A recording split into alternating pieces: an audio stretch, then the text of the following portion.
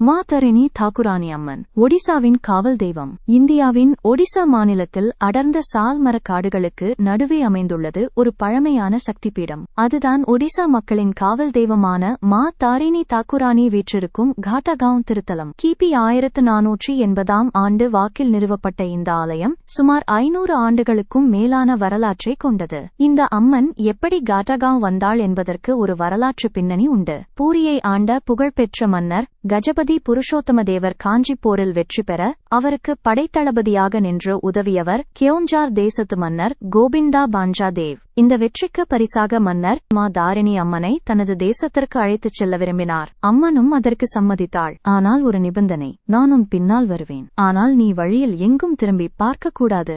மன்னர் முன்னே செல்ல அம்மன் குதிரையில் வரும் குளம்பொலி சத்தம் பின்னால் கேட்டுக்கொண்டே வந்தது. ஆனால் காட்டகாவ் என்ற அடர்ந்த காட்டுப்பகுதியை அடைந்தபோது சத்தம் திடீரென நின்றது. அம்மன் வரவில்லையோ என சந்தேகித்த மன்னர் திரும்பி பார்த்துவிட நிபந்தனைப்படி அம்மன் அங்கேயே ஒரு கல்லாக நிலைத்து நின்றுவிட்டாள். இங்குள்ள அம்மன் சிலை மற்ற கோவில்களைப் போல அல்லாமல் சற்று வித்தியாசமானது. முழுவதும் குங்குமம் பூசப்பட்ட சிவந்த முகத்தோடும் செம்பருத்தி பூக்களால் அலங்கரிக்கப்பட்டு அருள் பொங்கும் பெரிய கண்களோடும் மட்டுமே அம்மன் அருள் பாலிக்கிறாள். இது மட்டுமல்லாமல் பல நூற்றாண்டுகளாக தெகுரி எனப்படும் பழங்குடியின மக்களே இங்கு அம்மனுக்கு பூஜைகள் செய்யும் தனித்துவமான வழக்கமும் பின்பற்றப்படுகிறது. மாதாரிணி அம்மனை மக்கள் சங்கடஹாரிணி, அதாவது துயரங்களை அழிப்பவள் என்று அழைக்கிறார்கள்.